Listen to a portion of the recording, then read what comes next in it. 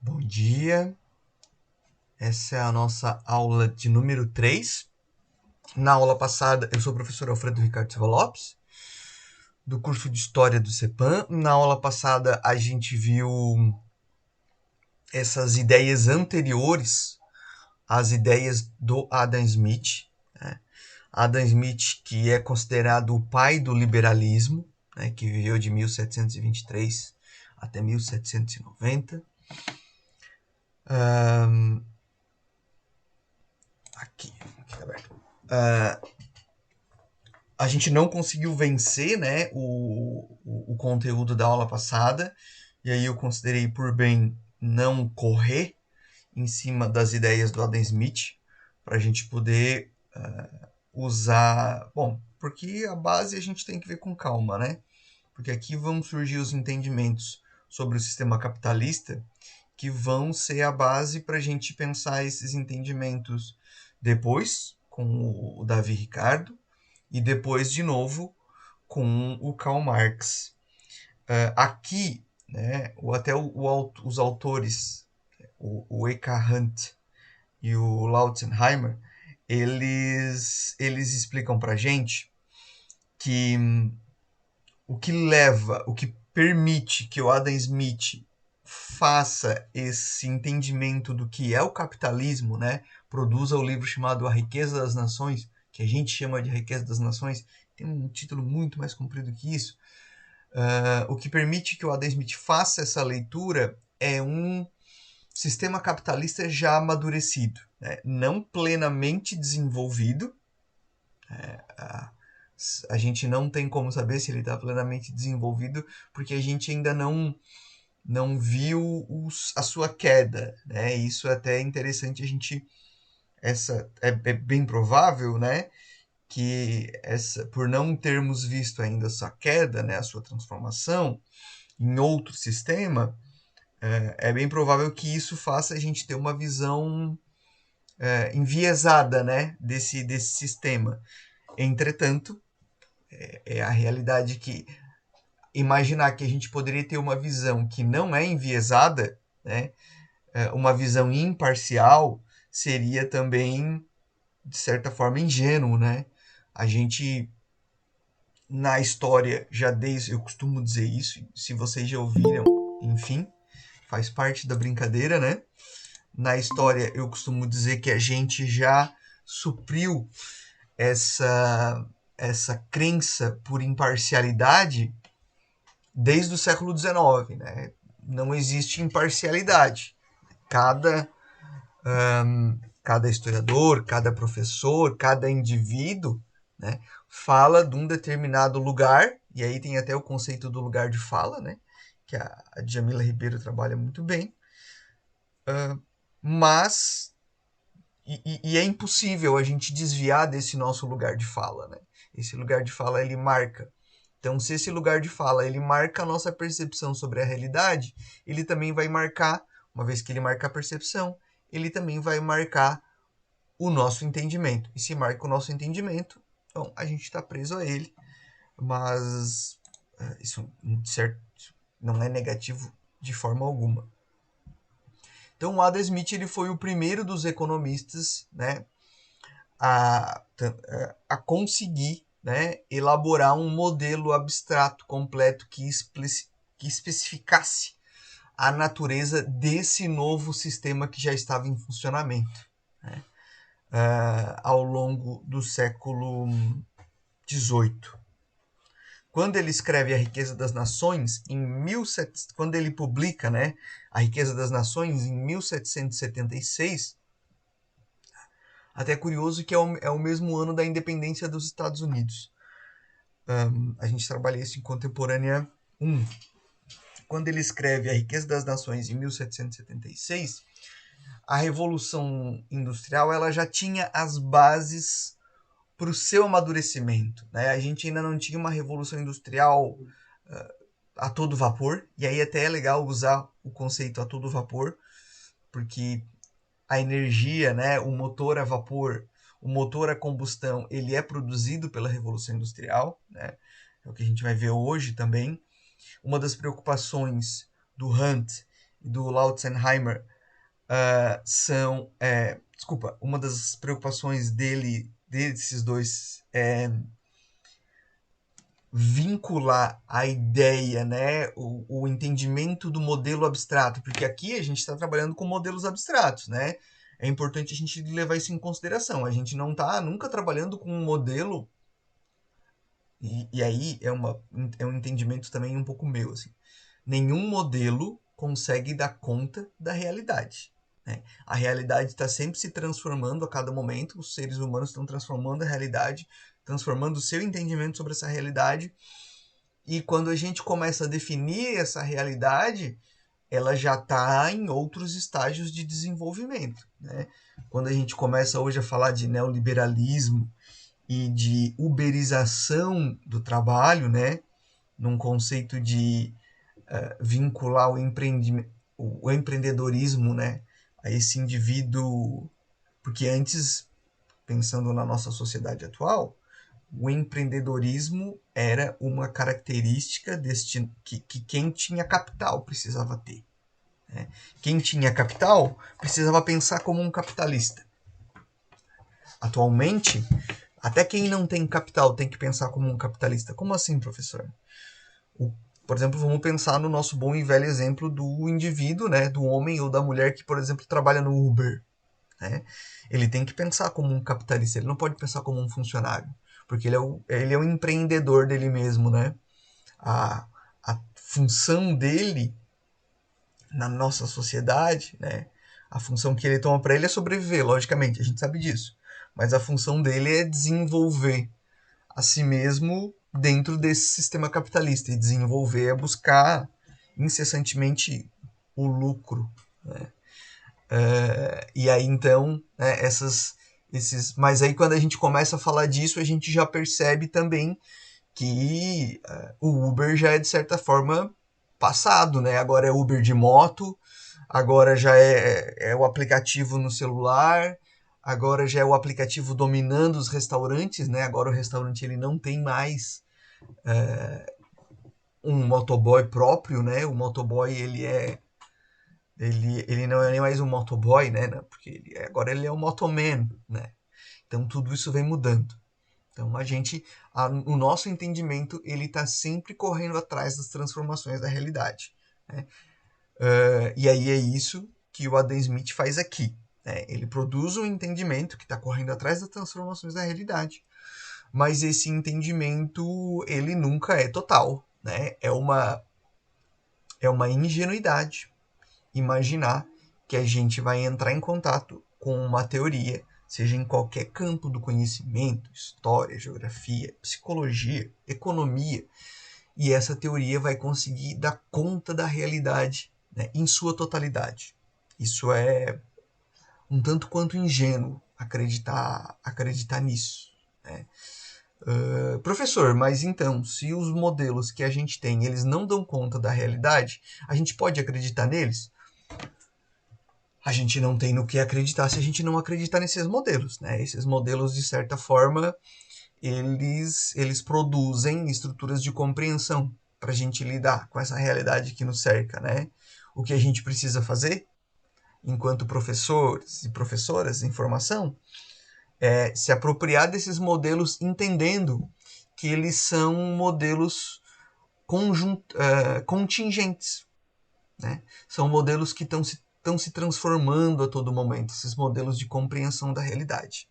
Então aqui hoje a gente vai tentar entender que modelo de compreensão da realidade capitalista o Adam Smith fez, né? Ofereceu para a sociedade e que coroou, né, o próprio Adam Smith como o pai do liberalismo. Então esse cara,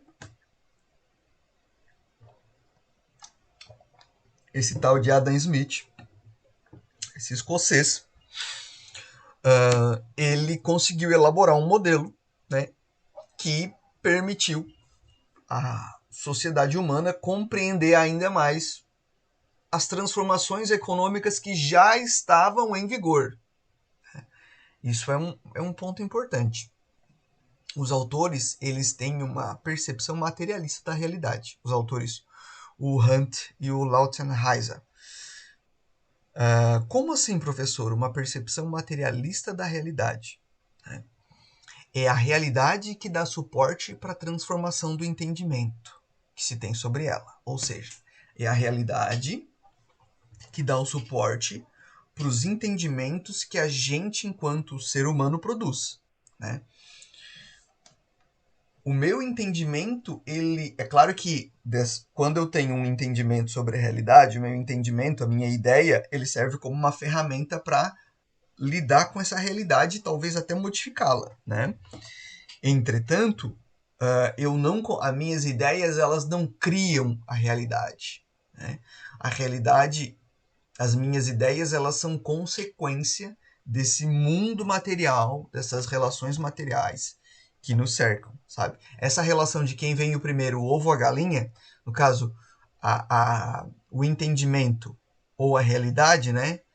Pro Hunt e pro Lotzenheiser, é claro, é a realidade que vem antes do entendimento. Então, é a galinha que vem antes do ovo, né? Nesse sentido. Então, qual é o contexto histórico, né? Que o Adam Smith vai estar produzindo a sua obra que vai ser a base para o entendimento do mundo capitalista, né? Ele vai estar olhando para um contexto de uma revolução industrial que se estruturou. Ela não se desenvolveu a pleno vapor ainda, mas ela já se estruturou. Né? A gente já tem a manufatura, né, se desfazendo, dando lugar às fábricas, né, a junção, quase que eu derramo a minha água, a junção das manufaturas num lugar só agora já dá lugar, né, a uma fábrica. Professor, qual é a diferença entre a manufatura e a fábrica? Porque eu posso ter os dois. Pode. Mas a manufatura, né, a junção das manufaturas no mesmo lugar, ainda eu posso ter, por exemplo, vários sapateiros trabalhando no mesmo espaço, mas todos eles são responsáveis por fazer um único sapato. Né? Isso é uma junção de manufatura. Quando eu tenho uma indústria, eu posso ter vários sapateiros também, de novo naquele mesmo espaço. Entretanto, cada um vai ser responsável por uma parte do processo produtivo. O que isso significa? Um indivíduo só vai colar a sola, um outro indivíduo só vai recortar o couro, um outro indivíduo só vai colocar o cadarço, um outro indivíduo só. Então eu tenho aqui, né, um dos elementos que são mais importantes para a gente pensar a nossa realidade dentro do capitalismo, que é o quê? Que é a especialização do trabalho. A especialização do trabalho é, para o Adam Smith, um dos pontos centrais, né? E a especialização do trabalho ela é tanto um ponto central para a produção do capitalismo, né? Quanto para a produção, para o incremento produtivo. Porque quanto mais o indivíduo ficar responsável por menos, ou seja, né, quanto mais ele se especializar, quanto mais ele torcer só um parafuso, quanto mais ele colocar só o cadarço do pé direito, ou controlar a máquina que põe o cadarço, enfim, deve ter máquina que já põe cadarço, logicamente, né? Mais rápido vai se desenvolver o processo produtivo. Né? E a gente até sente na nossa sociedade, né? E aí é até legal a gente pensar o quanto essas regras do capital, do capitalismo, né? Elas entram na nossa vida. Né? A gente, por exemplo, né, contrata um encanador, que ele vai lá e troca um parafuso. A gente fala, nossa, mas trocou um parafuso. Ele assim, não. Aí tem até aquele caos que ele troca o parafuso, a porca, enfim, em 5 minutos. Aí tu fala assim, nossa, eu vou pagar tudo isso, sei lá, R$ 100 por 5 minutos? Ele assim, não, tu tá pagando R$ 100 por 10 anos de experiência que me fizeram chegar aqui e trocar isso em 5 minutos. Então, ou seja, ele se hiper especializou em parafuso. Né? A gente tem isso também no mundo acadêmico, né? A pessoa ela não é especialista em história do Brasil, ela é especialista em história da escravidão no Brasil. Aí ela é especialista em história da escravidão do Brasil colonial, não do Brasil Império. Aí a história da escravidão do Brasil colonial no século XVI, sabe? Então, assim, quanto mais, isso são coisas que a gente vai pegando para nós, né? Quanto mais especialista num determinado ponto nós formos, né, mais a gente vai conseguir incrementar o processo produtivo.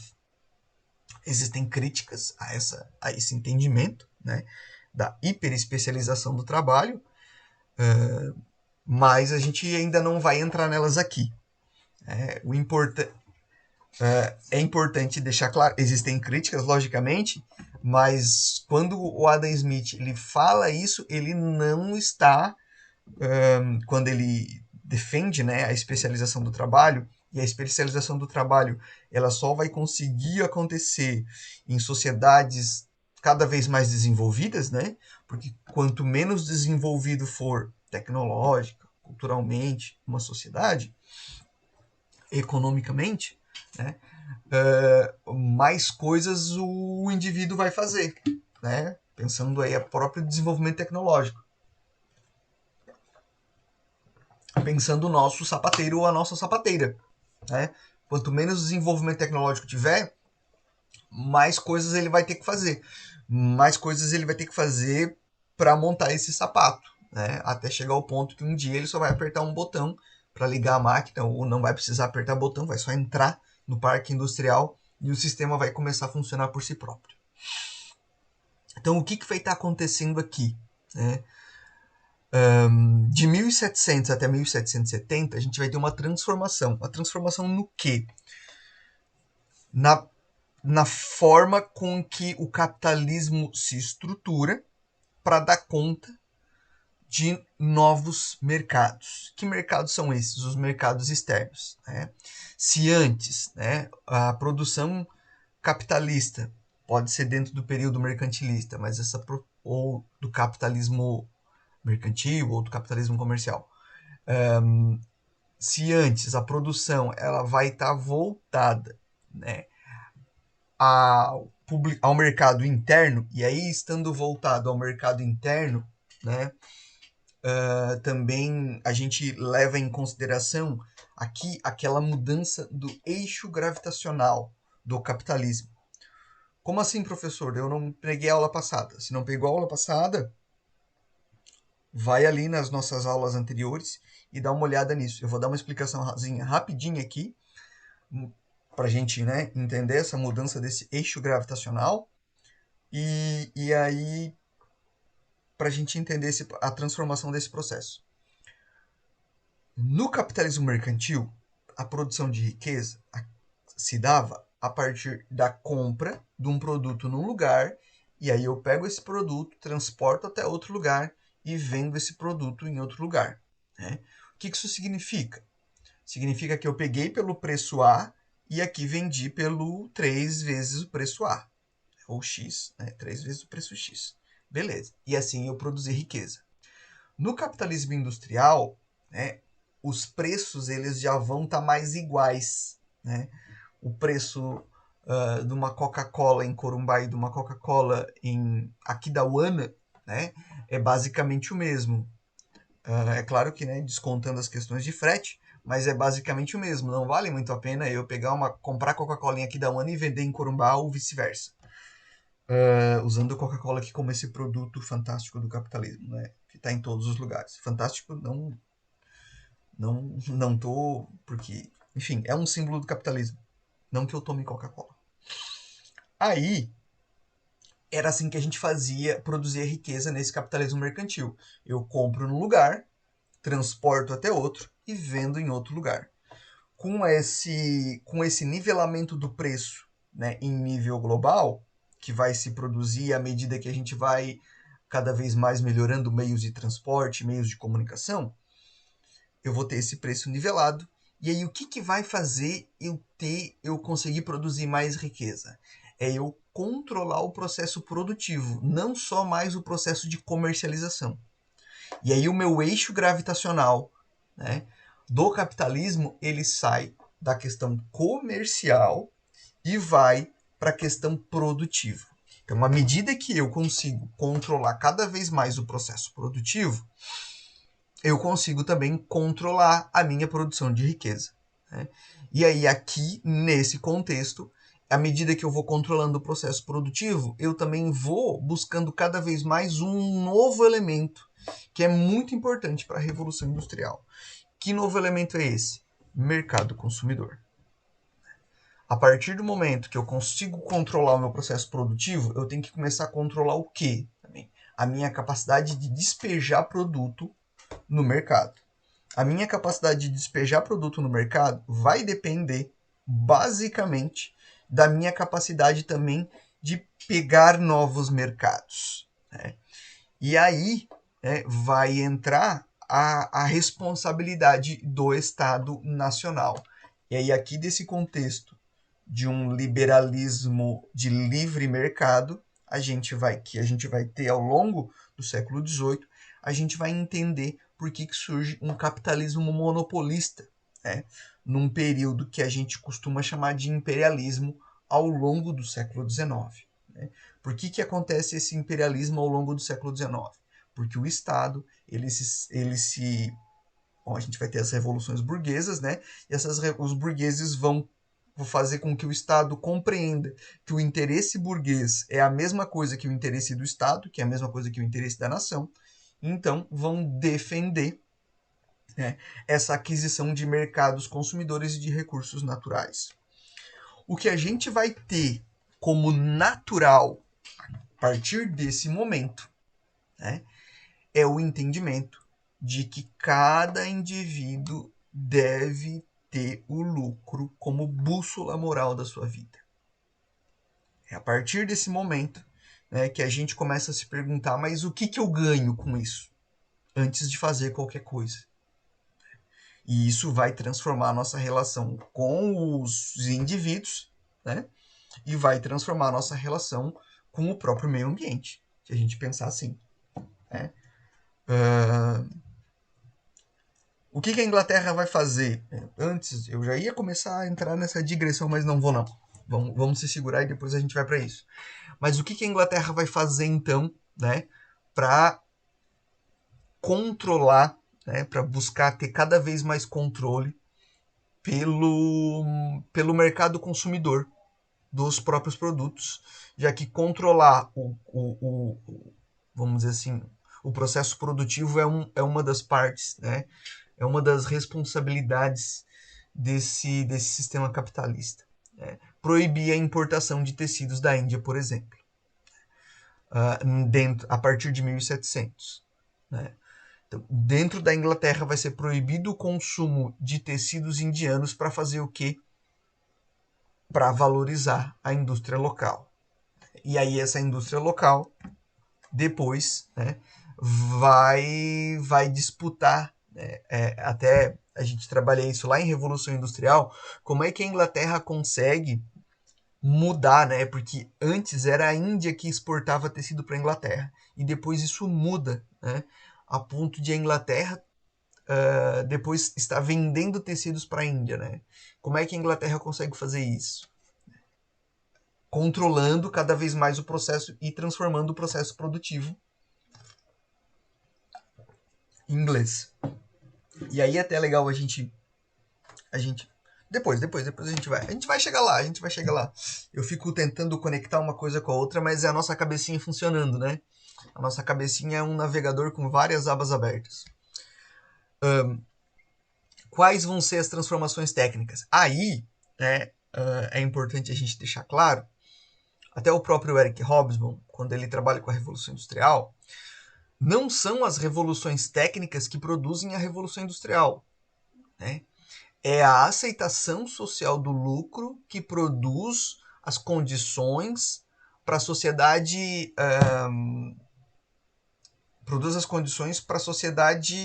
querer, né, buscar essas transformações técnicas e produzi-las efetivamente, né? E produzi-las e comercializá-las da forma a aumentar o número de fábricas e assim por diante, né? Então, se eu precisasse dizer para vocês assim, professor, o que o professor diz numa frase, né? O que está acontecendo nesse século? Professor, né? Para de enrolar e diz numa frase. Mas enrolar é a nossa função enquanto professor, né? A gente enrola, mas enrola com qualidade, né? A gente oferece subsídios para que a gente possa pensar junto. Esse que é o caminho. Mas se eu precisasse dizer assim, ó, o que produz a Revolução Industrial? A aceitação social do lucro. Se vocês forem fazer um concurso, eu lembro de uma aluna que fez um concurso para Corumbá, para a prefeitura, e essa era uma das perguntas, né? Se tiver um concurso, pergunta assim, o que produziu a Revolução Industrial? Antes de pensar nas questões tecnológicas, a gente tem que pensar que havia uma aceitação social do lucro.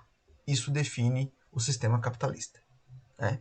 Esse entendimento de que o lucro já está dentro da esfera da vida, a busca por lucro. Porque antes isso não era uma coisa clara. Né? A gente precisa desnaturalizar isso. Né? Então isso precisa ser levado em consideração. Mas depois que a gente já entende que o lucro faz parte da vida, a gente precisa pensar nas transformações técnicas. Né? E pensando nas transformações técnicas, a gente vai ter, né, o desenvolvimento da indústria têxtil ao longo de todo o século XVIII, mas mais a partir da segunda metade do século XVIII. A gente vai ter, por exemplo, a criação da fiadeira de fusos em 1769, o fiatório contínuo a partir de 1775, né? E a fiadeira automática que fazia essas duas coisas a partir de 1770. Vai aperfeiçoar. Não, essa não fazia as duas coisas. A fiadeira automática que vai fazer isso com energia a movimentação com energia da água e depois a vapor a partir de 1970. O que vai ser importante também para essa revolução industrial? Que a Inglaterra, a gente pode estar, a Inglaterra tinha assumido essa aceitação social do lucro, perfeito. Né? Mas outros países também tinham, como por exemplo o que a gente chama hoje da Holanda, né? Os Países Baixos e tal. O que aconteceu na Inglaterra? Né? Por que também, quais são vamos dizer assim, o quanto de sorte a Inglaterra teve com tudo isso, né? A partir do momento que se centrou essa transformação produtiva a partir da demanda por também ferro, né? E esse ferro ele também vai ser a base para um segundo momento da Revolução Industrial, que vai ser o momento da ferrovia, né? Ferro, ferrovia, segundo momento, a gente vai ter também o coque de carvão, né? Que vai ser a base para o motor a vapor. Né? Então, a Inglaterra, além de ter essa aceitação social do lucro, também tinha os recursos naturais, né? Para empreender essa transformação tecnológica. E aí, nesse ponto de recursos naturais, a gente vai ter o motor a vapor, né? E as transformações que vão ter em função desse desenvolvimento. Vale destacar, né, que o motor a vapor e a ferrovia, né, eles são filhos da mineração. Então, é a necessidade de transportar cada vez mais energia, porque é isso que se faz, né? Os combustíveis fósseis, o carvão, o petróleo, o gás natural, eles são energia. Então, é essa necessidade, essa demanda energética, porque para aumentar o processo produtivo, trabalho, se a gente olhar lá na física, né, é conversão de energia. Eu pego uma energia, por exemplo, eu estou aqui trabalhando hoje, dando essa aula para vocês, porque eu me alimentei. Eu não sei vocês, mas se eu estou com fome, eu não consigo funcionar direito. A gente funciona, né? Mas eu não consigo funcionar direito. Então, para eu desenvolver esse trabalho, para eu gastar energia falando aqui, ó, pá, pá, pá, eu preciso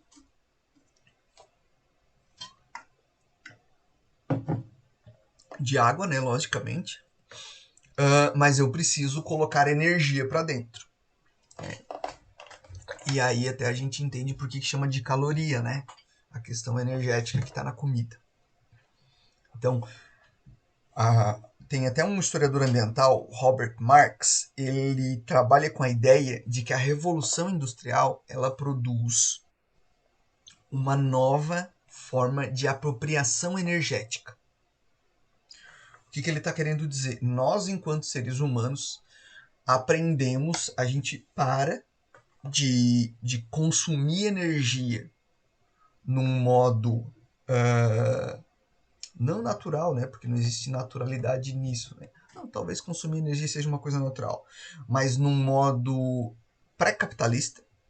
E a partir do capitalismo a gente começa a consumir energia enquanto indivíduo de uma forma industrial, porque a gente demanda energia, né? Tanto que tem aquela conta que se faz de que se todo habitante do planeta consumisse energia como um habitante dos Estados Unidos da América, nós precisaríamos de 5 planetas. O que é isso? Né? Se todo mundo tivesse um SUV que gasta 4 litros de combustível para fazer 1 quilômetro, né? A gente não ia ter combustível suficiente para todo mundo, né? Se todo mundo gastasse energia, né? Que, por exemplo, quando a gente vê um filme nos Estados Unidos e é inverno e eles estão de camiseta dentro de casa, significa o quê? Significa que está se gastando energia para manter a casa aquecida.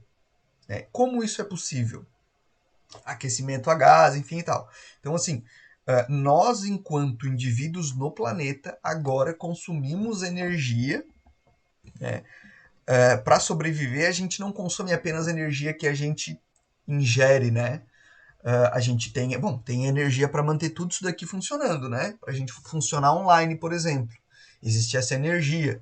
Existe a energia para eu ter claridade para conseguir dar aula para vocês, enfim. Né? Então, a Revolução Industrial, e aí a gente se pergunta, tá, professor, mas aí como é que a gente faz sem tudo isso? O senhor é contra isso? Não, não é isso que eu estou querendo dizer. Eu não sou. Tem gente que fala que os ecochatos, né? Eles estão aqui para dizer o que a gente não deve fazer e não dizem o que a gente pode fazer. Né? Eu não estou aqui para dizer que não, vamos voltar à idade da pedra. Não, não é isso. Vamos caçar o nosso alimento. Não, não é isso. A questão é que a forma com que a gente consome energia é demasiado humana. A gente usa até o mesmo próprio Nietzsche para pensar nisso. Voltando para nossa Inglaterra aqui, o que a gente vai ter então aqui? A gente vai ter transformações técnicas e a gente vai ter transformação na forma com que a gente se apropria de energia, que vai ser a base para esse funcionamento da sociedade. E aí ele vai usar como exemplo, né, a cidade de Manchester, que vai ter 17 mil habitantes em 1760 e depois, em 1831, vai ter 437 mil e em 1851 vai ter 400 mil habitantes. Né? A cidade de Manchester é uma cidade que foi se industrializando e aí, à medida que foi se industrializando, foi cada vez mais recebendo migrantes, né, produzidos pelo êxodo rural. Quando o Smith escreve A Riqueza das Nações, a Revolução Industrial ainda está começando, mas a gente já tem as condições, né, que vão definir como essa Revolução Industrial está funcionando. E aí um dos pontos chaves aqui é a divisão do trabalho. Né? À medida que a gente tem cada vez mais um maior grau de divisão do trabalho, a gente entende, né, como mais desenvolvida é a sociedade. E aí isso também, né, tem como resultado um aumento da produtividade. Teoria da história e sociologia do Smith. Né? Como é que ele acha que é? Porque aí que tá, né?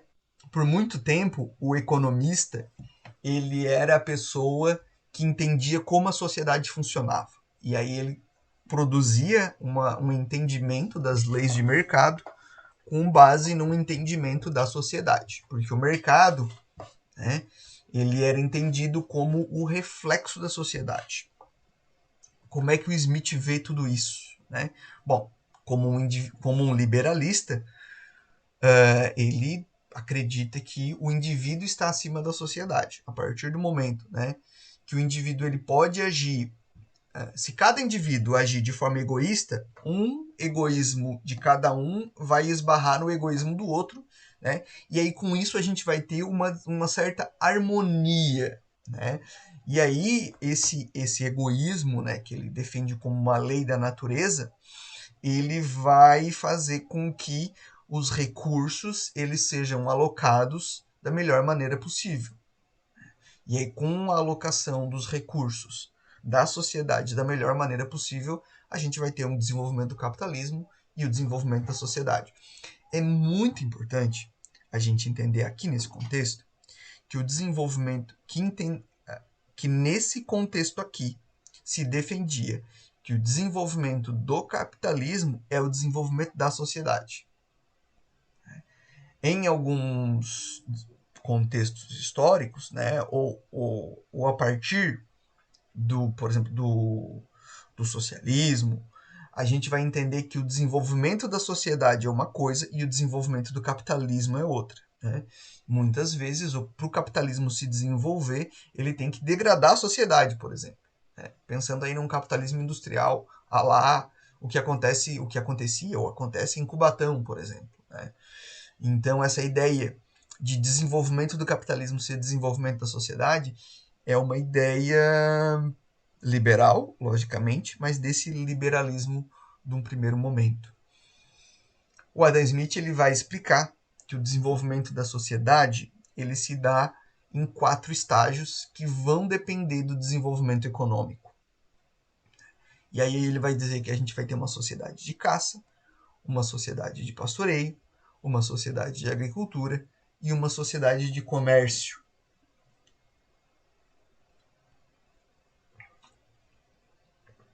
Percebam que ele não está olhando nem para dizer que tem uma sociedade industrial, porque para ele a indústria está dentro dessa sociedade de comércio, né? Porque é a busca por comércio que faz as pessoas controlarem o sistema produtivo, industrializando esse sistema produtivo, né? E aí, em cada estágio, né, o entendimento dos métodos de produção e a distribuição das necessidades econômicas de uma sociedade era a chave para a compreensão das suas instituições sociais e dos governos. O que ele está querendo dizer com isso para a gente? Né? Em cada estágio, o modelo produtivo, né, e as necessidades econômicas que iam se criando, né, permitiam compreender um desenvolvimento também da sociedade. Então, o desenvolvimento da sociedade ele vai estar atrelado nesse ponto ao desenvolvimento econômico. Né? Percebam, não, professor, mas isso é lógico, isso não tem discussão. Não tem discussão para a gente hoje. Né? Porque hoje a gente já interiorizou. Perfeito, professor. Parabéns, muito obrigado. Hoje a gente já interiorizou as ideias liberais.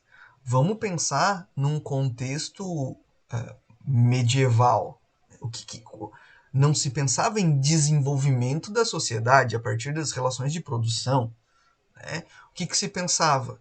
Em garantir o seu lugar no céu a partir das suas obras e ponto final. Então, essa ideia de desenvolvimento da sociedade, a própria ideia de progresso é uma ideia moderna. No mundo medieval sem mobilidade social, onde tem os que lutam, os que produzem e os que oram, né, não há possibilidade de mobilidade entre as classes. É claro que há e tal, tem alguma coisa assim, né? Mas em via de regra, né, a sociedade é uma sociedade fixa, estável. Né? A possibilidade, né, só a possibilidade de comércio e de desenvolvimento, da ideia de progresso, né, ela é produzida a partir desse desenvolvimento do capitalismo. Então, a defesa do Adam Smith de que o método de produção, né, e as necessidades econômicas eles vão determinar o desenvolvimento da sociedade, né, das instituições sociais e dos governos, ela é uma novidade. A gente precisa entender ela como uma novidade nesse contexto, né? Dentro desse contexto em que o egoísmo individual ele vai produzir uma harmonia social, né, a gente precisa entender qual é a função do governo. Quando, né, o pessoal fala, Estado mínimo, porque o liberalismo defende o Estado mínimo. Não, tudo beleza, tá, entendo. Mas qual é o Estado mínimo que esse liberalismo está falando aqui? A gente tem que pensar que no período mercantilista a gente tinha as declaração dos monopólios produzidas pelas coroas e pelos governos, né, a Companhia das Índias Orientais, Companhia das Índias Ocidentais, e aí esse monopólio ele definia quem podia comercializar o quê, né? E aí quando o Adam Smith está dizendo que o egoísmo individual ele faz a riqueza ser alocada, né, da forma mais harmoniosa possível, ele está querendo dizer o quê?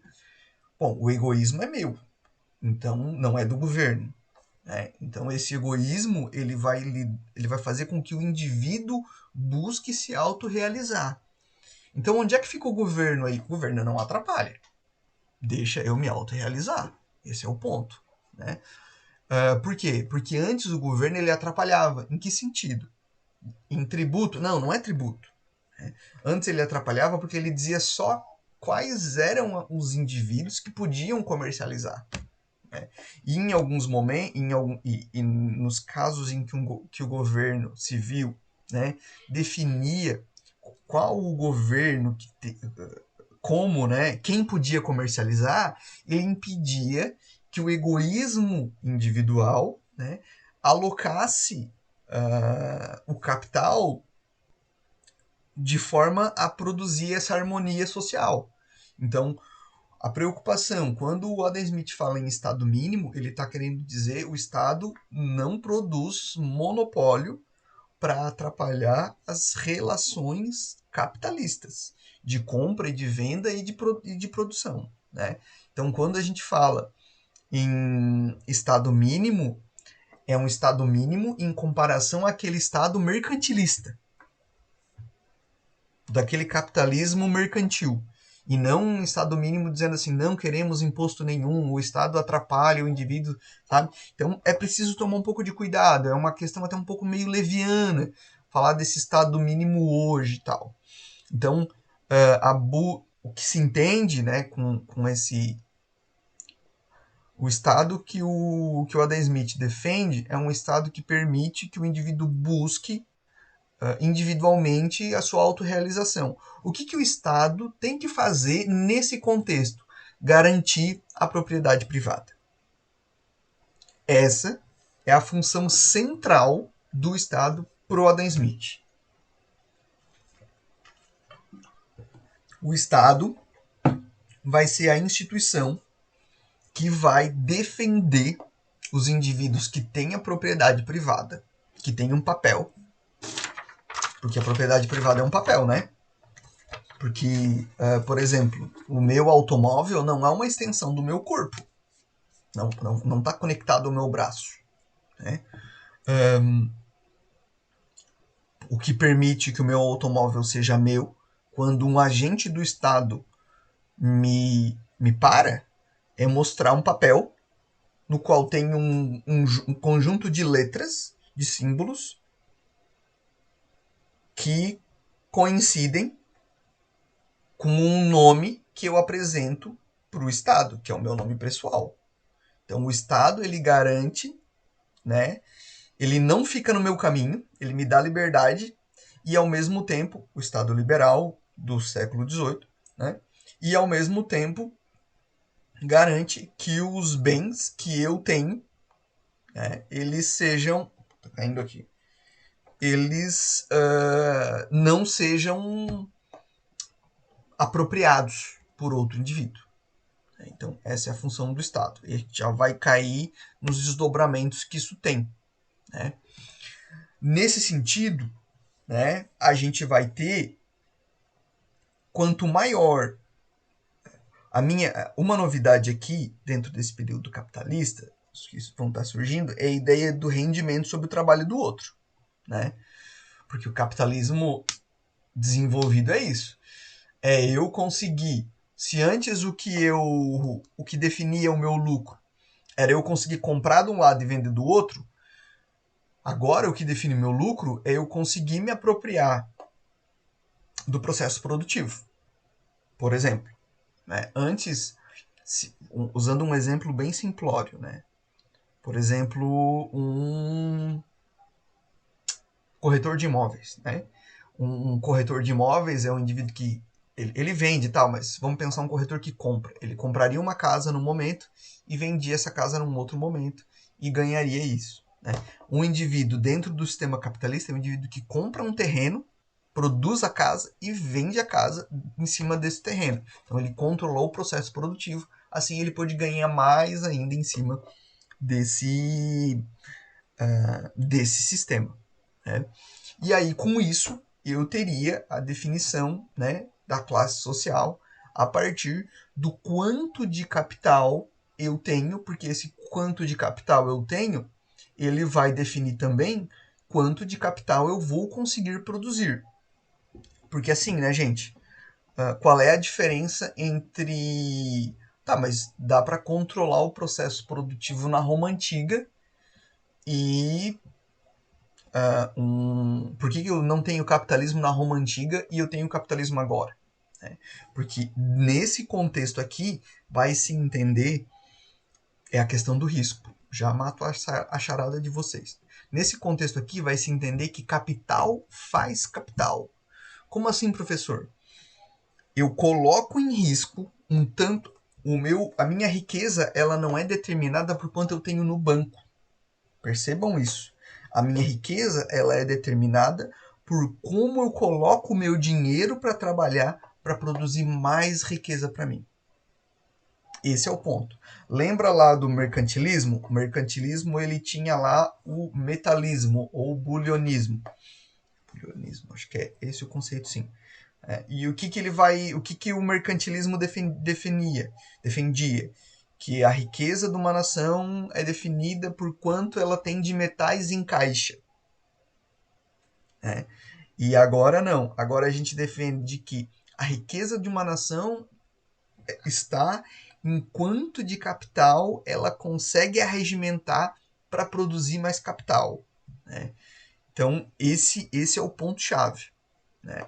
E aí, para a gente pensar na criação de riqueza, né, o Hunt e o Lautzenheiser vão dizer para a gente, né, que o Smith não tinha dúvidas, né, o trabalho é o único criador de valor e de riquezas. O produto anual da terra e do trabalho de qualquer nação não pode ser aumentado por qualquer meio que não seja o aumento do número de trabalhadores produtivos ou da força produtiva dos trabalhadores já empregados. E ainda, né, não foi o ouro nem a prata, mas com o trabalho que toda a riqueza do mundo foi comprada pela primeira vez. Então, assim, se tem uma coisa que, que produz valor, né, é o trabalho. Tanto que, quanto mais trabalho tem num determinado produto, mais capital agregado a gente acredita que aquele produto tem. Né? E aí, bom, isso já fica claro para a gente hoje, né? Uma coisa... Vamos pensar no valor de uma folha de papel. Quanto vale essa folha de papel? Ah, professor, ela vale X. Se eu fizer um origami, dobrar assim, fazer um aviãozinho bonitinho ali, com a pontinha, um elefante ou uma tartaruga, enfim, quanto vai valer isso? Vai valer mais? Por quê? É claro que a folha não vai mais servir para tudo que ela servia antes, né? Mas a gente vai entender que teve um trabalho ali em cima e esse trabalho agregou o valor, né? Tanto que é o conceito hoje que a gente fala isso, né? Esse trabalho agregou o valor a esse objeto. E aí essa divisão, né, do produto do trabalho entre salários e lucros, ela foi determinada na luta entre os trabalhadores e os capitalistas para determinar a taxa de salários, né? Eu vou seguir o texto aqui para a gente não ter dúvida nisso, porque esse é um ponto de vista do Adam Smith que vai trazer um pouco de problema depois para a teoria do valor, tanto no Davi Ricardo quanto no Karl Marx, né? E aí eu vou ler para não ter problema e não ter dúvida aqui. No entanto, essa luta não era de forma alguma uma luta entre iguais. Smith não tinha dúvida que os capitalistas eram a classe mais poderosa e dominante nesse conflito, né? A sua riqueza, então, ela vai ter a chance, né, a capacidade de influenciar tanto a opinião pública quanto o seu controle do governo. Teoria do valor. Aqui é um ponto muito importante que vai ficar um pouco mais. Eu tento trazer exemplos para vocês. Gente, tá tudo bem? Todo mundo aí? Todo mundo ouvindo? Né? Eu tento trazer. Sim, Sim, tá tranquilo. Maravilha, maravilha. estamos quietinhos, mas estamos aqui. Tá ótimo, tá ótimo, tá ótimo. Show de bola. Show de bola, como diz o pessoal lá da minha terra. A teoria do valor fica um pouco mais abstrata. A palavra é abstrata. Fica um pouco mais abstrato, mas a gente vai tentar chegar lá. O ponto-chave, né, é que é o valor que define. Desculpa. É a quantidade de trabalho que define o valor de algo. Né? Quanto mais trabalho a gente tem em algo, ou para extrair algo, ou para produzir algo, mais valor aquilo vai ter. Né? Ou seja, o trabalho para. Às vezes o trabalho é para produzir a produção, no sentido de por exemplo, uma indústria de um chip de celular. Né? A máquina que faz o chip, o trabalho para produzir a máquina que vai fazer o chip do celular, vai definir o valor do celular lá na frente. Né? Então, todos esses elementos assim para a gente pensar isso tudo. O ponto de partida da teoria é o reconhecimento de que em todas as sociedades o processo de produção pode ser reduzido a uma série de esforços humanos que precisam transformar a natureza para sobreviver. Então, a nossa luta enquanto ser humano é para produzir os objetos que vão tornar a nossa vida mais fácil. Como é que a gente produz os objetos? Né? Vamos pensar, por exemplo, num mouse. Como é que a gente produz os objetos que vão transformar a nossa vida numa coisa mais fácil? Né? Transformando os recursos naturais que dão base para a vida. Né?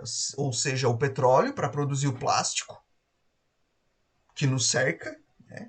Tudo que a gente faz é plástico. Ou quase tudo que a gente faz é plástico hoje em dia.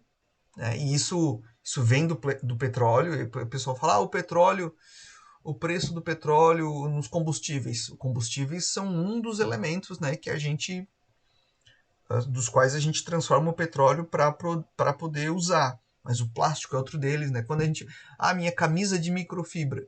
Essa fibra é do quê? É plástico. É um outro tipo de plástico, né? Então, quando a gente pensa hoje, né, por exemplo, a cueca que não é mais 100% algodão. O que isso significa? Que tem petróleo na cueca. Né? Ou borracha. Né? Para transformar essa fibra em algo que vai durar mais ou menos, né? Porque a gente agora também tem a obsolescência programada e a obsolescência produzida, percebida. Programada no sentido de que, vamos lembrar lá da Apple, que à medida que tem novas atualizações do iPhone, ele fica mais lerdo, justamente para atrapalhar a vida da pessoa e ela ter que comprar um novo. E uma obsolescência percebida é aquela obsolescência que a gente olha assim, não, o tamanho, saiu um celular novo e o meu celular está muito grande, ou o meu celular está muito pequeno. Né? E aí a gente, putz, eu preciso de um celular novo. Mas eu realmente preciso de um celular novo? Eu realmente preciso de uma camisa nova? Eu realmente preciso de um tênis novo? Né? Por quê? Porque a gente atualmente, né, já percebe que a nossa sobrevivência ela depende da nossa capacidade de consumo. Então, quanto mais eu puder consumir, mais chances de sobreviver em sociedade eu tenho. Né? E como é que eu defino a minha capacidade de consumo? Tendo capital. Né? Não é, por exemplo, um caçador e um coletor, como é que ele define a capacidade de consumo dele? Se apropriando, né? Se chegando em áreas que tenham mais recursos para ele consumir. Ou seja, peixes num rio, ou frutas, né, num bosque, enfim. A gente, a partir das transformações sociais que a gente já tem na nossa sociedade, a gente busca efetivar a nossa sobrevivência através da nossa capacidade de conseguir garantir segurança para o consumo. Né? A gente se apropria de um rio, a gente né, fica perto de rio, ou a gente cria bosques, né, frutíferos? Não. A gente busca conseguir se especializar enquanto força produtiva. Né? Vocês vão fazer a graduação, vão fazer um mestrado, vão fazer um doutorado, para conseguir aumentar o salário de vocês, para conseguir consumir mais. Essa é a nossa dinâmica enquanto sociedade. Então, o progresso da produtividade humana ele tem sido, em geral, associado à extensão ou à elaboração dos processos de trabalhos que vão culminar com a criação de um determinado produto. Na maioria das vezes, essa maior produtividade resulta na produção de novos instrumentos. Então, à medida que eu vou ter novos instrumentos para conseguir melhorar a minha capacidade produtiva, e isso é muito louco, porque, por exemplo, a gente não fica feliz hoje em comprar um computador ou um celular para jogar joguinho. A gente compra um computador, a gente compra um celular, porque isso vai permitir que a gente trabalhe melhor ou que a gente trabalhe mais. Né? E aí isso vai permitir com que a gente também transforme, né, a nossa forma de trabalhar, e aí a gente ganhe mais com isso. Então, os nossos instrumentos, de certa forma, que a gente usa, né, eles nos mudam e nos mudando permitem que a gente mude também o mundo que nos cerca. Né? O Smith, então, ele vai definir, né, que um pré-requisito para qualquer mercadoria ter valor é que ela fosse, como a gente falou anteriormente, produto do trabalho humano. Né? E e aí é que está, né? O valor, então o valor de troca dessa mercadoria, ele vai ser medido não por uma qualidade subjetiva, mas por uma qualidade objetiva. Qual é a qualidade objetiva? Real. Né? É o que? É a quantidade de trabalho, né, que a gente precisa para produzir aquilo. Né? Quando eu falo para vocês, o professor Alfredo vai vender uma folha que ele tem aqui, ó, folha do professor Alfredo. Né? Tem quase nada escrito, novinha, por R$1.000 pro Elmer. E aí, o Elmer é sempre o exemplo, né? E aí ele vai vender por R$1.000 essa folha pro Elmer. E aí o Elmer vai. Mas aí, né, o Marcos vai dizer assim: não, Elmer, não faz isso, cara. R$1.000 é muito dinheiro. Mas como é que o Elmer vai saber que R$1.000 é muito dinheiro? Porque ele vai pegar esse R$1.000 e vai pensar: quanto que eu preciso trabalhar para ganhar R$1.000? Opa, tá, eu já sei. Essa folha do professor Alfredo vai permitir que eu trabalhe melhor? Não. Ela tem uns riscos aqui e tal. Então, por que. Ou vai permitir que eu venda ela? Porque tem isso, né? Por R$2.000 daqui mais para frente? Não, não vai permitir. Vai permitir que tu venda ela por nada ou entregue de graça para alguém. Tá, então, peraí. Então, eu vou perder trabalho comprando esse objeto. Sim, você vai perder trabalho comprando esse objeto. Então, não vale a pena para mim comprar essa folha. Porque esse é vamos dizer assim, essa é a conta que a nossa cabecinha faz. Né? Toda vez que eu vou comprar um objeto, né, eu sei ou não sei, né, às vezes a gente não pensa nisso, quanto de trabalho eu preciso, quanto tempo, né? Quanto ao longo de um tempo de trabalho eu vou precisar para comprar esse objeto, né? Seja um carro, né? Vou comprar um carro, perfeito. Vou comprar um carro. Quanto que custa o carro? O carro custa, sei lá, 30 mil custa o carro. Quanto eu tenho esse dinheiro? Não, não tenho. Quanto de trabalho eu preciso para comprar esse carro? Aí eu vou ter que economizar 60 meses. Economizar R$ 500 todo mês. 60 meses. 60 meses são 5 anos. Ah, são 5 anos. 5 anos sem carro. São 5 anos sem carro. Tá, mas se eu comprar esse carro financiado. Opa, se eu comprar esse carro financiado, eu posso ter o carro semana que vem. Mas aí eu pago quanto? Eu pago R$ 500 por 90 meses. É mais 50% no valor do carro. Eu aceito pagar isso? Eu aceito. Por quê? Porque eu vou ter o carro agora. E aí a gente fica, né, 90 meses pagando aquele carro. Por quê? Porque alguém, uma instituição, nos ofereceu dinheiro, nos alugou dinheiro, né? Essa instituição ela faz isso. Todo financiamento, todo empréstimo é um aluguel de dinheiro.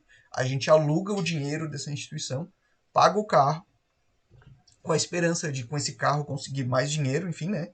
Se for trabalhar de Uber, se for fazer entrega, se for fazer qualquer coisa, ou conseguir melhorar nossa qualidade de vida, enfim, para conseguir pagar aquele dinheiro do carro, mais o dinheiro que a gente vai ficar devendo. Né? Por quê? Mas aí é legal a gente pensar isso, que muitas vezes para fazer essas contas muito longas, a gente não faz a conta do quanto tempo eu vou precisar pagar e não pega essa proporção. Né? Isso é o próprio sistema capitalista dando um baile na gente. Por exemplo, Minha Casa Minha Vida, 30 anos. Né? É claro que muitas vezes a gente não tem escolha, a gente tem que aceitar os termos do financiamento, né? Seja do carro ou da casa, enfim. Mas, se tu pensar bem, se a gente pegar lá o valor final, né, do bem e diminuir o valor real do bem e entender quanto que a gente está pagando de juros, a gente se assusta bastante. Né? Porque esse valor de juro também é o trabalho que a gente vai ter para pagar esse juro. Né? Porque essa é a conta final. Né? Quanto de trabalho precisa ser alocado para a gente se apropriar de cada objeto. Né? E muitas vezes, quando o capitalista ele detém o recurso, né? Essa é a dinâmica e o problema do capitalismo para a igreja nesse começo, né? Por exemplo, que é a questão do usurário, que é o agiota. O agiota ele te empresta dinheiro, ou seja, ele não trabalha, o dinheiro dele trabalha para ele, né? Porque é o que o financiador faz, né? Seja o banco ou o indivíduo. O financiador faz, ele te empresta dinheiro e aí tu paga esse dinheiro e mais os juros, que é o risco que esse indivíduo tem ao te emprestar esse dinheiro.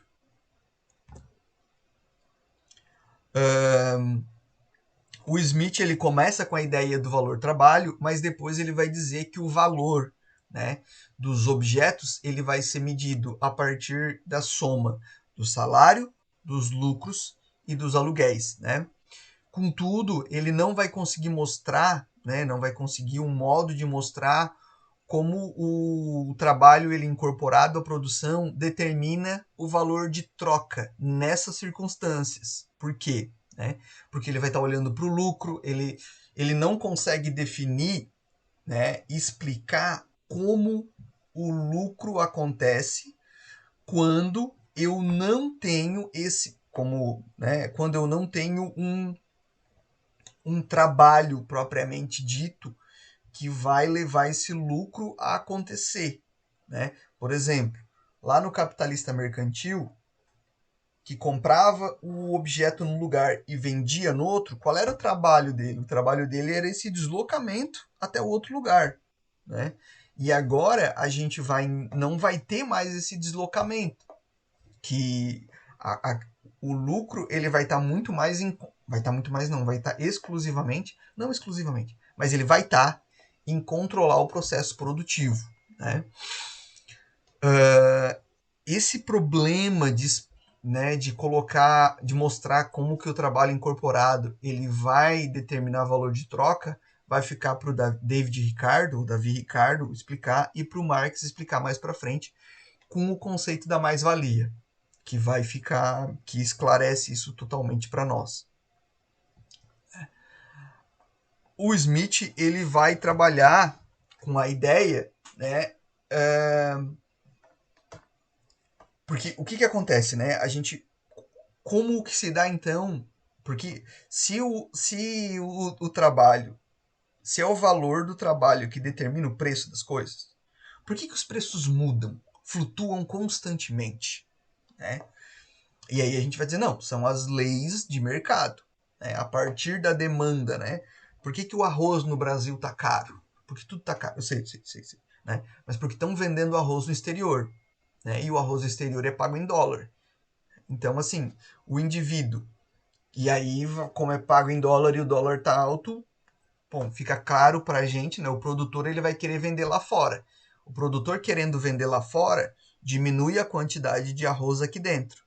Diminuindo a quantidade de arroz, a gente vai aceitar pagar mais caro no arroz, porque vai ter pouco arroz pra gente. E aí as leis de mercado vão fazer esses preços flutuar, né? E aí vai ter uma desarmonia entre, bom, tá, essa flutuação não tem nada a ver com trabalho, professor. Não tem nada a ver com trabalho. E esse é um dos grandes problemas aqui, né? Para o Smith, né, o preço de mercado ele vai chegar num determinado equilíbrio, né? Que não, o preço não vai subir eternamente e também não baixaria eternamente a chegar a um preço zero, né?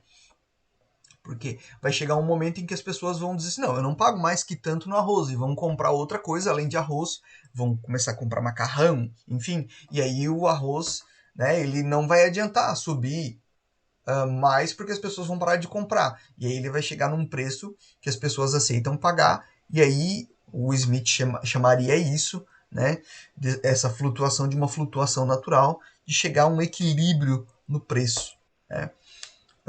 Por exemplo, o preço da gasolina no Brasil hoje, né? Tá, o preço da gasolina pode subir. Pode, mas vai chegar uma hora que as pessoas não vão ter como sair de casa. Não vai. Como uma moça que trabalha no Uber estava dizendo, que não vai mais fazer sentido rodar de carro. Por quê? Porque o quanto vai se gastar para trabalhar é superior ao quanto se recebe como resposta a esse trabalho, né? Então, para que seja possível trabalhar, o preço não pode subir mais. Então, a gente vai ter um certo equilíbrio nesse sentido. E aí, é claro que aqui eu não estou justificando preços, né? Porque a ideia o entendimento de mercado do Smith é que o mercado é esse lugar onde os preços flutuam livremente, como se a ação dos indivíduos e das instituições não definisse o preço dos produtos, né? Define. Esse entendimento de mercado dele agora não faz tanto sentido para a gente hoje. A gente até usa, mas, por exemplo, né, a Petrobras. Né? Por que o preço da gasolina no Brasil é tão alto se a Petrobras não é totalmente estatal? Então a Petrobras ela tem uma preocupação não com o desenvolvimento nacional, mas sim com a produção de lucro. Né? Se o preço do petróleo, se o preço da gasolina no Brasil ele depende das flutuações do petróleo e do dólar lá fora, à medida que o dólar sobe, o preço vai subir aqui também. Né? Então, nesse sentido, a preocupação com o lucro define o funcionamento do sistema. Se a Petrobras não tivesse uma preocupação com o lucro, né, poderia vender gasolina mais barato para nós, enquanto brasileiros, por exemplo, e aí com isso a gente teria mais dinheiro para botar em outras coisas para melhorar a nossa vida, né? Enfim, então essa é o busco A busca pelo lucro, né, ela define o funcionamento do próprio mercado. Tá? Tá. Havia dois grandes pontos fracos na teoria dos preços de Smith. Primeiramente, os três componentes dos preços, salários, lucros e aluguéis, eram eles próprios preços, ou derivavam de preços. Né? Uma teoria que explica os preços com base em outros preços não pode explicar os preços em geral. Qual é a crítica que está se fazendo aqui ao Smith? Não havia um preço objetivo, absoluto. Né? Haviam preços definindo preços. Né? Quando eu não tenho um preço absoluto, um preço objetivo, eu não consigo entender exatamente o valor das coisas e o valor ele tende a mudar. Né? E aí a gente entende um pouco mais a questão da flutuação de mercado e essa flutuação de mercado mudando os preços. Né? E aí o Hunt e o Lawson-Heiser vão dizer para a gente, né, que o problema do Smith está em rejeitar o valor de uso, porque existe um valor de troca e um valor de uso, que a gente vai entender com o Davi Ricardo essa flutuação, né, essa intercambiação entre esses valores depois. Né?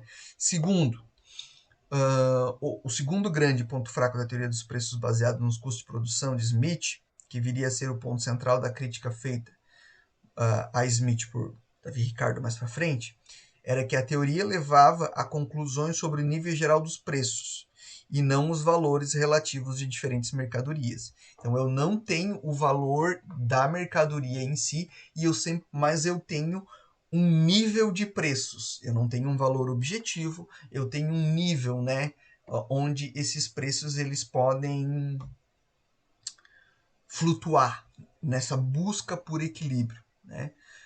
E aí, com isso, né, não vou ter uma medida invariável de valor. Isso vai ser um problema que a gente vai se debruçar mais para frente. Né?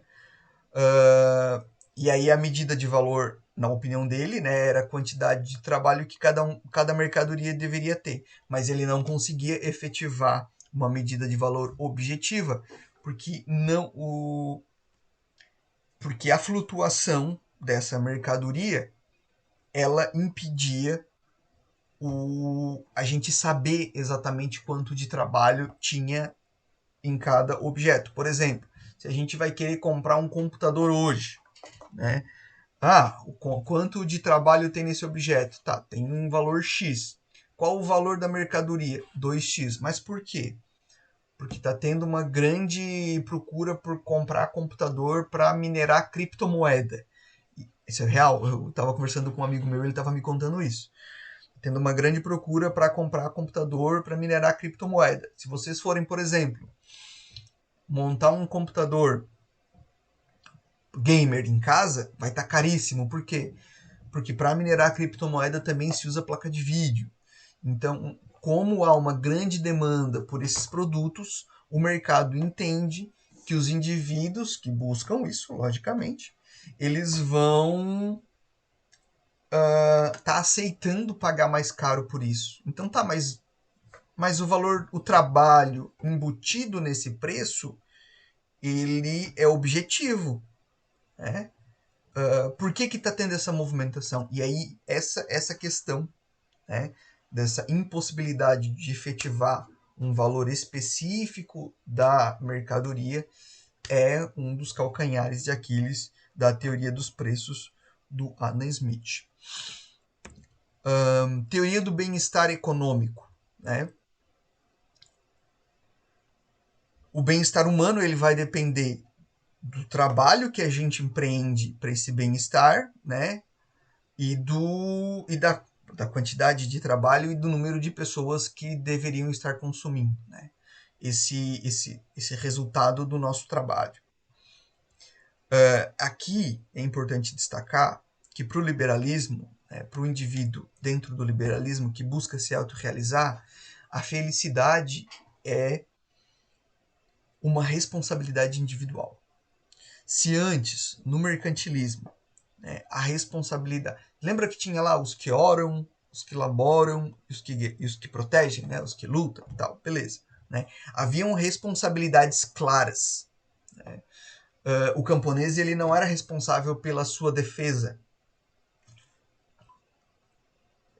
Caso um exército invasor quisesse se apropriar do seu excedente, da sua produção. Quem era responsável?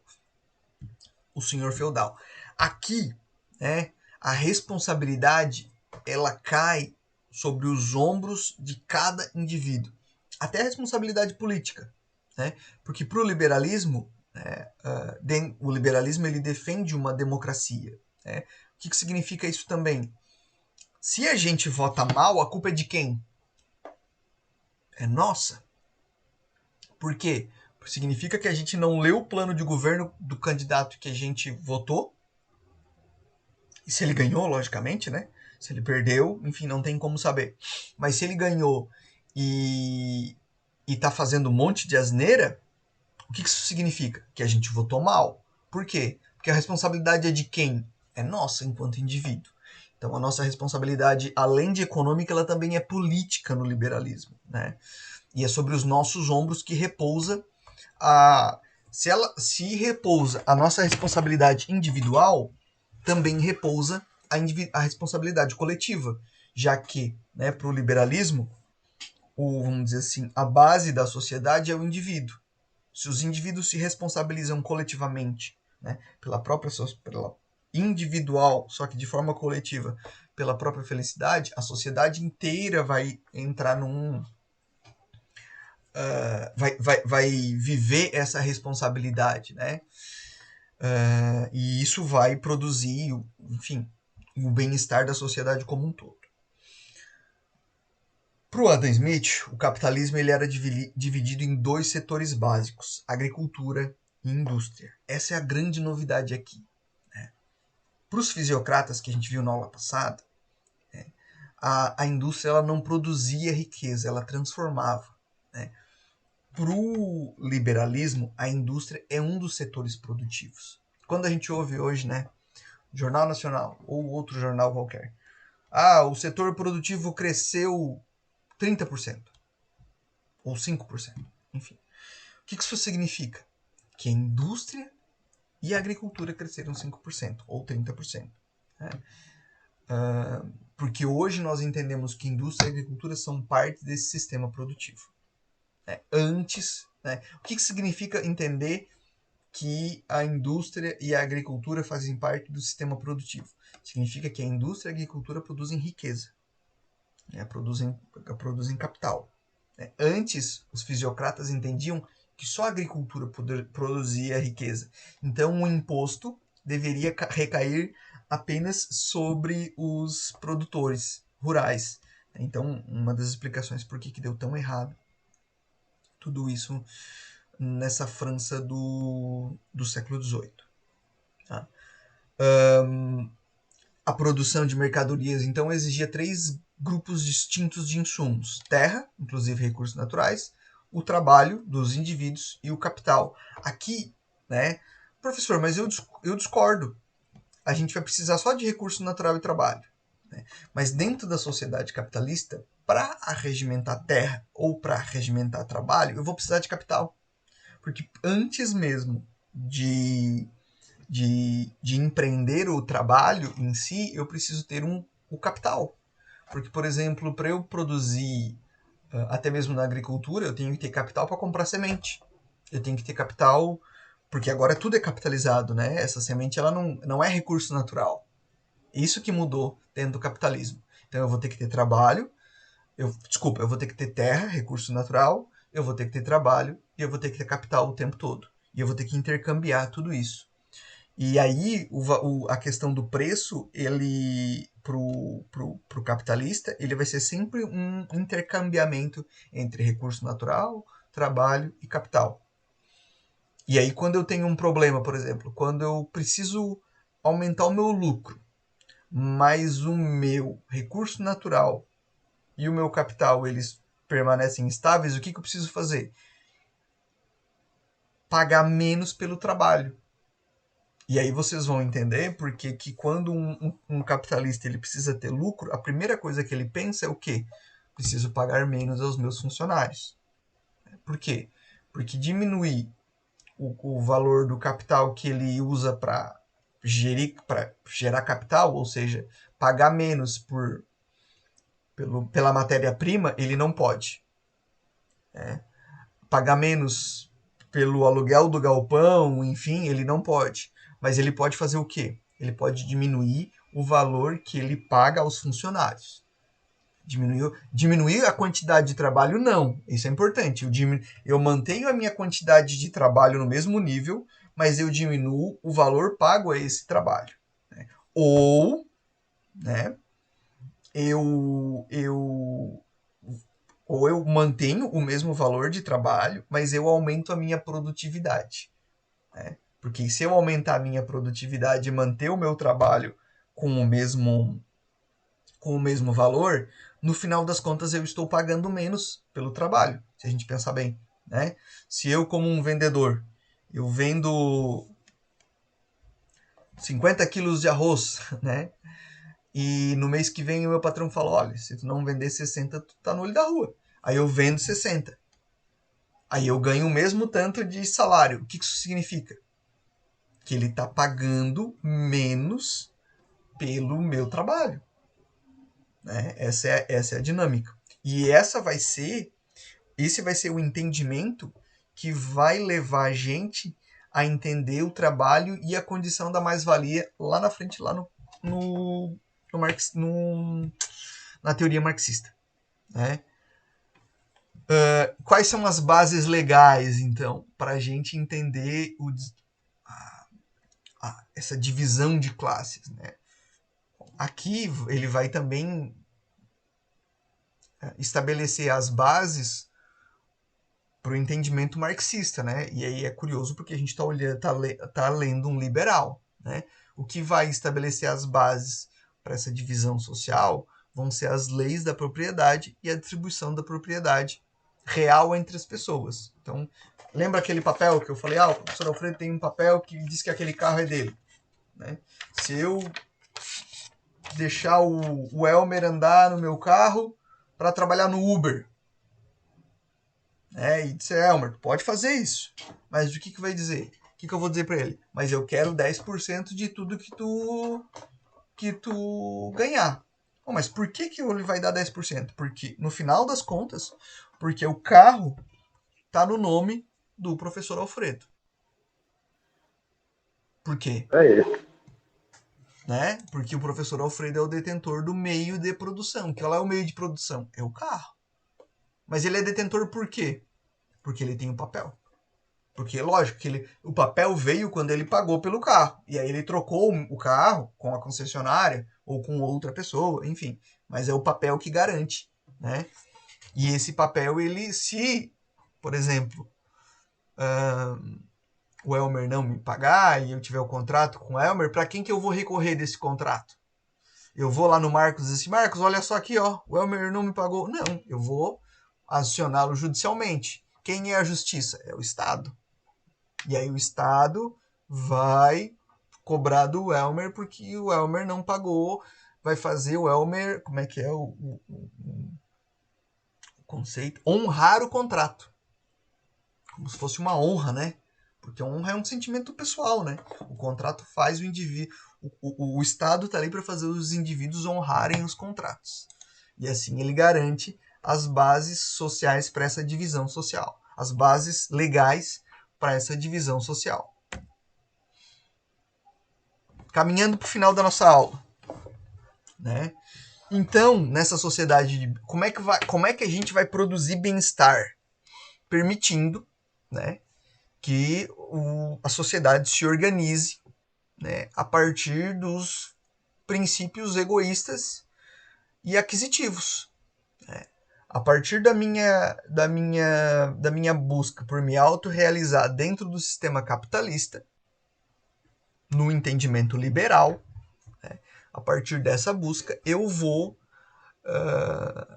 estabelecer relações de mercado entre as pessoas E assim, cada um vai, a partir do seu entendimento do quanto vale, porque é isso que faz, né?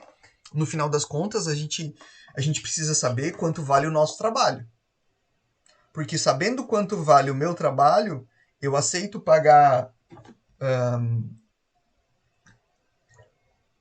1.000 numa folha de papel. Ou pagar R$ 30 num sorvete. R$ 50 num sorvete. Porque eu sei quanto vale o meu trabalho. Quanto vale no sentido de quanto vale o meu suor. E se eu comprar um sorvete de R$ 200, eu também vou saber que vai faltar dinheiro para eu me alimentar ao longo do mês, né? Então, por quê? Porque eu sei quanto exatamente vale o meu trabalho e sei quanto com esse trabalho eu consigo levantar de dinheiro por mês, né? Então, nessa questão de me autorrealizar, eu também, né? Por exemplo, se eu pegar e... Não, eu vou comprar esse sorvete, comprei o sorvete. R$ 200 a casquinha de sorvete, pá, não sei o que, bonitinho, não sei o que. E agora acabou meu dinheiro. O que eu faço? O Estado vai dizer: a responsabilidade por manejar as tuas próprias economias é de quem? Está sobre o indivíduo. É claro que se um banco quebra, o Estado vai dizer: não, não, vem cá, tu vai, toma aqui, né? Toma aqui um empréstimo, porque a gente vai te salvar. Porque senão o sistema bancário vai quebrar, enfim, danana. Mas eles dão dinheiro para o banco, não dão dinheiro para as pessoas que têm dinheiro no banco, né? E aí, enfim. Mas se a gente, enquanto indivíduo, quebra, a responsabilidade é pura e exclusivamente nossa, né? Então, nesse ponto,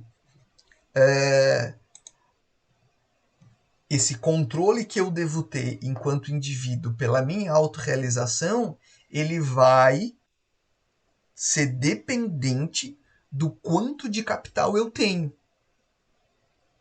E aí, esse ponto, esse entendimento, né, a minha autorrealização depende de quanto de capital que eu tenho, que é a base para o pensamento marxista, que a gente vai ver daqui mais uns tempinhos ainda. A gente vai olhar para...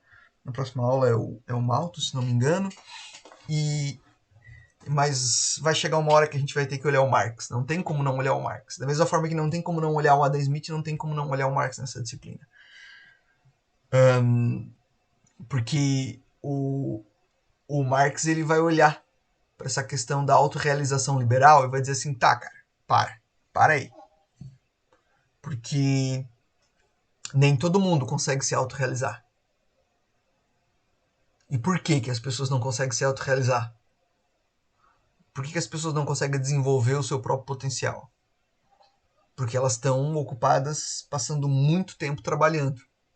Para quem? Para quê? Aí ele vai dizer, não, elas estão trabalhando porque elas estão sendo exploradas por alguns indivíduos, né, que têm aquele papel que garante a propriedade, e essa propriedade também é garantida pelo Estado. Então esses indivíduos, de certa forma, por terem aquele papel, eles também controlam o Estado. Opa! E ele vê tudo isso lendo Malthus, perdão, gente, desculpa.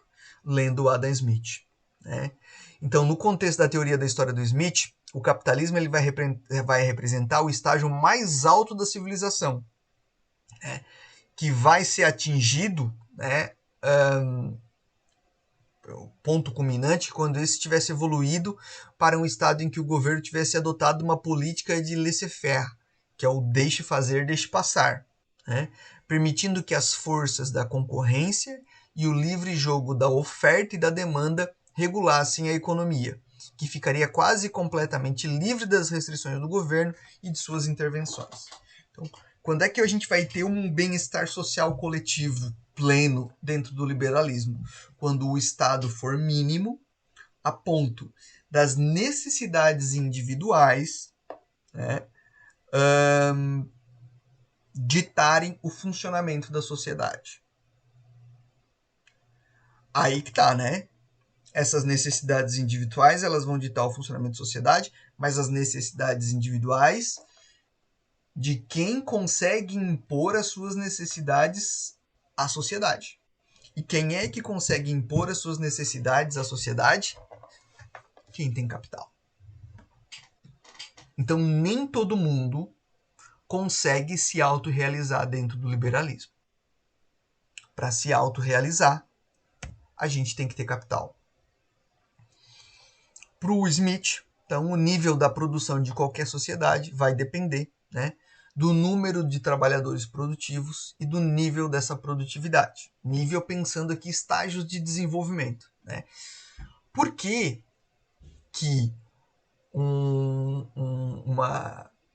vamos pensar assim,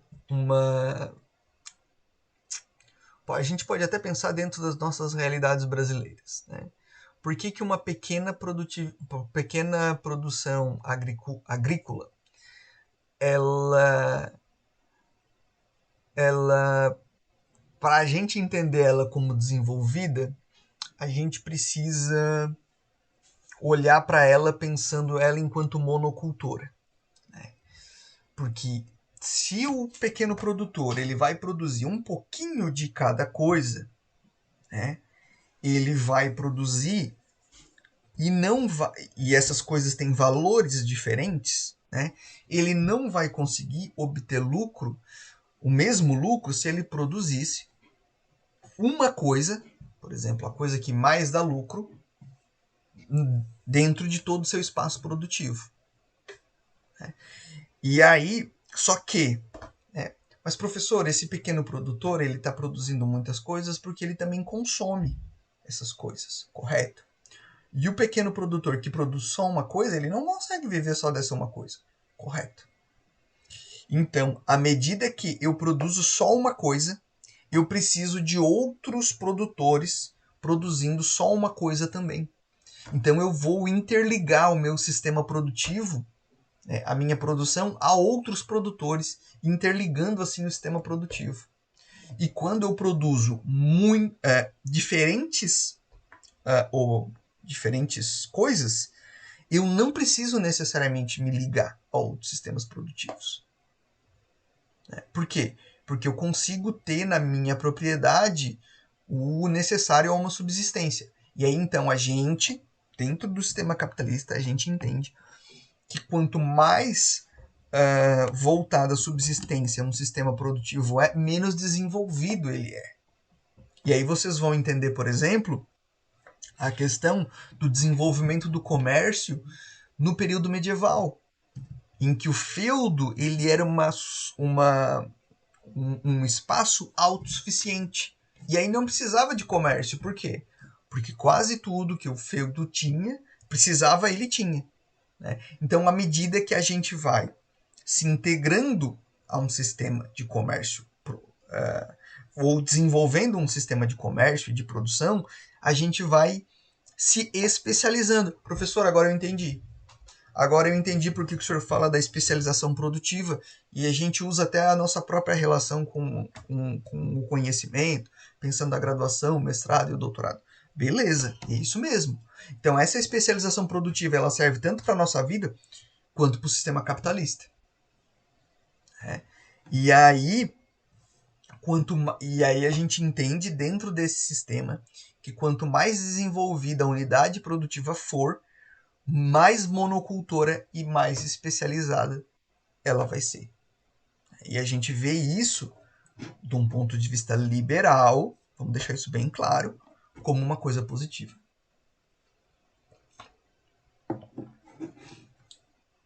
Então, o maior aumento da capacidade produtiva do trabalho e a maior parte da habilidade é a maior parte da habilidade. Ali é uma vírgula. E a maior parte da habilidade, destreza e capacidade de julgamento que dirige para qualquer fim ou que ele é feito parecer ter sido fruto da divisão do trabalho. A divisão do trabalho mais importante ou fundamental era entre a agricultura rural e a indústria urbana. É claro que eu só vou conseguir ter uma indústria produzindo quando eu tenho integrado ao meu sistema industrial um sistema produtivo agrícola, que mantém o fluxo de alimento fluindo para essa cidade, para esse sistema produtivo. Então, eu só vou conseguir ter cidades desenvolvidas quando eu tenho sistemas produtivos ao redor dessas cidades que vão fazer com que os alimentos e os recursos naturais, de uma forma geral, confluam, né, para esse sistema produtivo. Isso é um ponto, enfim, né, eu não vou conseguir ter cidades bem desenvolvidas em espaços que essas cidades não vão estar integradas com o recebimento de recursos naturais. Vamos lembrar, por exemplo, quem viu The Walking Dead, né? O primeiro momento que a sociedade colapsa, que a sociedade para, o sistema econômico para de funcionar, as cidades elas deixam de ter sentido a pessoa estar lá. Por quê? Porque a cidade ela é estéril em termos de recurso natural, né? Logicamente. A acumulação de capital terá sido, então, a principal fonte de progresso econômico e os lucros terão sido, né, a fonte do novo capital. Então, a gente tem capital para gerar mais capital. Então, ele vai perceber então, que o trabalho era a fonte de lucros de maior acumulação, portanto, a fonte de progresso econômico. A partir do momento que a gente controla o trabalho, controla o processo produtivo, a gente pode desenvolver a economia, e desenvolvendo a economia a gente tem também, né, a gente desenvolve a economia porque a gente consegue ter cada vez mais lucro, né?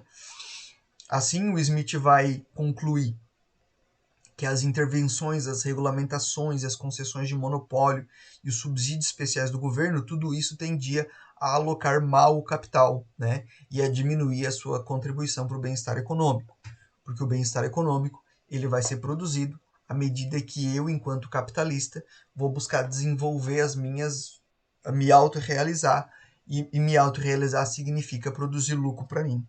Então, a busca por lucro ela vai estar invadindo todos os pontos da sociedade.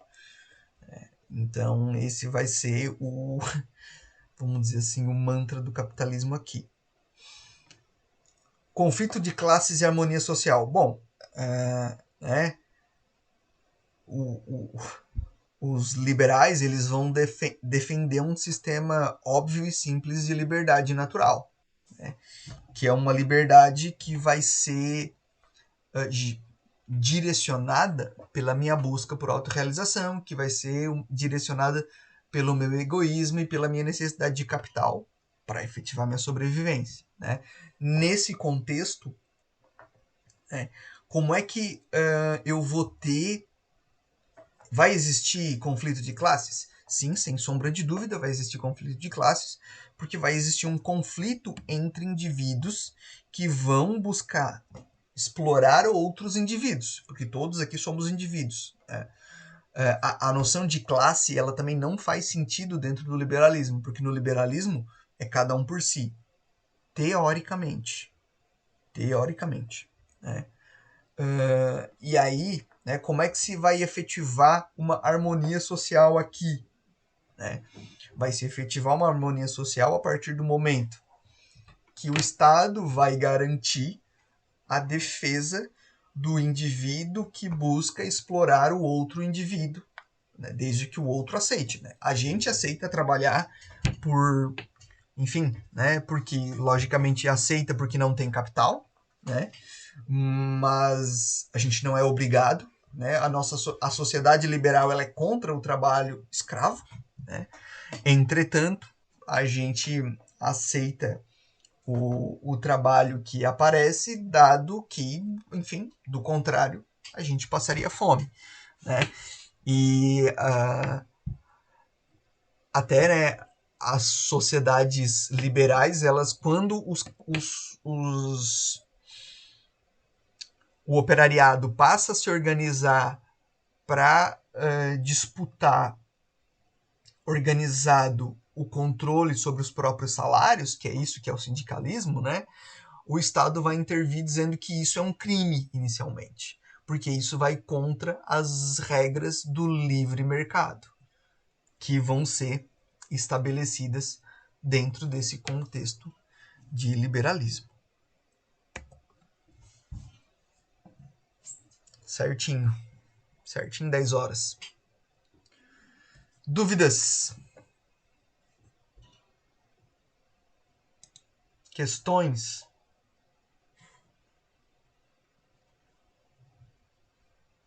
Tranquilo, professor. Ô, rapaz.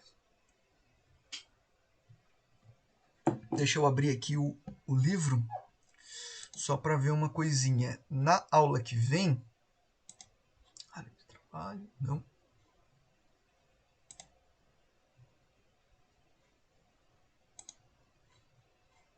Só um segundinho, gente. Vocês têm uma atividade para me entregar, né? Por favor. Como eu disse anteriormente, a atividade ela é a partir da entrega das atividades que vocês recebem presença. Então é importante entregar essas atividades. Nosso cronograma aqui.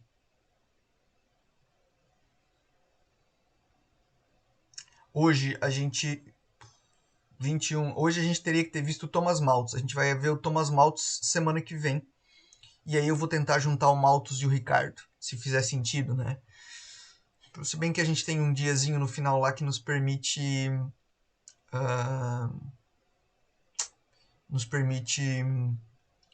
postergar. Tá funcionando, gente, esse sistema de mandar o texto antes para vocês, o resumo, a apresentação com a aula.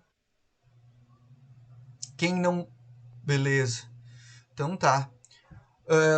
Né, só para deixar claro, se vocês algum dia tiver algum problema e precisar se ausentar, não tem problema, desde que vejam a aula depois e respondam a atividade. Aí na semana que vem eu libero a atividade para vocês com dessas de duas em duas das duas aulas, do Smith, do Adam Smith e do Thomas Malthus. Thomas Malthus, não. Como é que é o nome do Malthus, meu Deus? Thomas Malthus, Thomas Robert Malthus, o pastor. Tá bom? Gente, eu agradeço a presença de vocês. Bom final de semana, fiquem seguros, a variante Delta já está entre nós.